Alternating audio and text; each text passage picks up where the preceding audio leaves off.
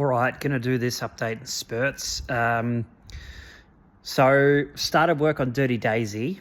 What I've decided to do this time is to spend a little bit more time on cleaning up the drums.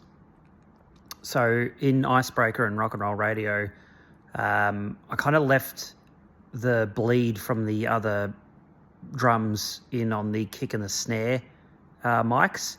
I'm going to try and tighten them up a bit this time. We've got a lot more toms, especially during the verses of Dirty Daisy. And I just want to see what it's like when I really clean things up and focus more on getting the overall sound of the drums from the overheads. Now, Red's got a nice and big drum kit, and that room that we recorded in captures it really well. So I don't think we need to worry about the kick and the snare mics for picking up anything else. The first thing I've noticed, though, going in, the snare's still got the same sort of ring, which is something I cleaned up on Rock and Roll Radio, and I can't remember for Icebreaker. I might have done that, but that's okay. The sound from that mic's still pretty good.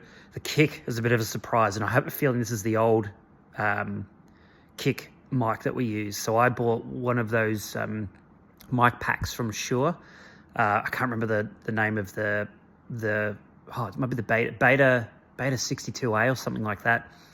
Anyway, it's there's another one that I think we've used, and it's AJ Steele's kick mic that they've got set up there for their recordings.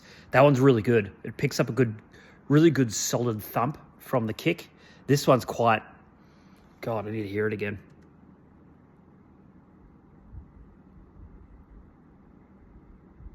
Yeah, it's a bit thinner, and it's sort of got like a weird frequency that sounds like it's sort of like like a ray gun sort of a sound, like a doink at the start. Hard to explain, but if you heard it, you'd know. Obviously, I'm not going to have that in the final mix, but already I'm thinking I'm going to need to put a sample in to support this one, because I just don't think it's going to be enough.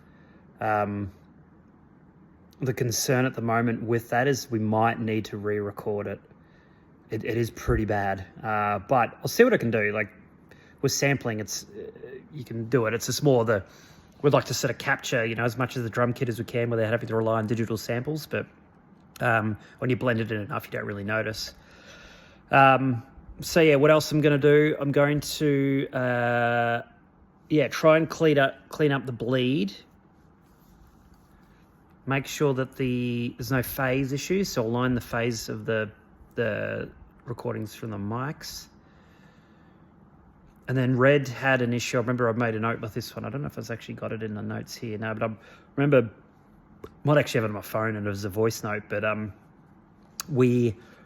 the timing is a little bit off, I think, in the first verse, so I'm going to snap that too and do that. So I'm thinking out loud here while I'm talking, making this update, but I'm thinking I might even put the samples in at this stage. So what I've done in the past is I'd do the volume part, which is I have to have a think about it. So the tutorials I've followed, which have been great, which is that top-down mixing, is you start with all the tracks and then mix just the volume and the panning until you've got that right. And then you go in and start adding your bits and pieces. So, potentially putting in samples and whatnot. But I do find I spend a lot of time when I have to do samples of fixing of drums and whatnot. I spend a lot more time and end up going back anyway. So I might just fix up the drums as much as possible, not really mix them, so not do any EQ changes and whatnot until I come to the actual mixing stage. But as long as the drums sound pretty good. And then I've got to make sure that I'm happy with the guitars and whatnot, which I don't think I am. So I've got all the demo tracks. So I've called them scratch tracks. Well, they're called scratch tracks, I guess, in the biz. And I might be re-recording those. So this could take a while to get this one done.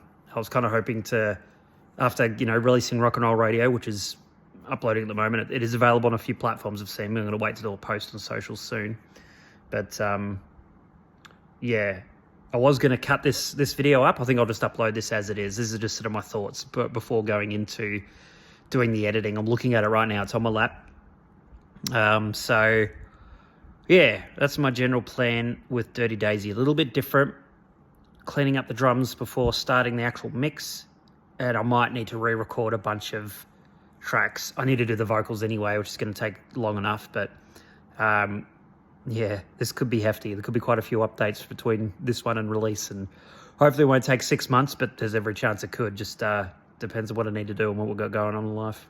Anyway, if you want a sneaky look, jump into YouTube Music or Spotify or Apple Music. I've seen Rock and Roll Radio is uploaded there. And have a listen. Let me know what you think. Otherwise, I'll be doing some posts on the socials soon once it's uploaded to the other platforms. Rock on. I was meant to be there. Rock on.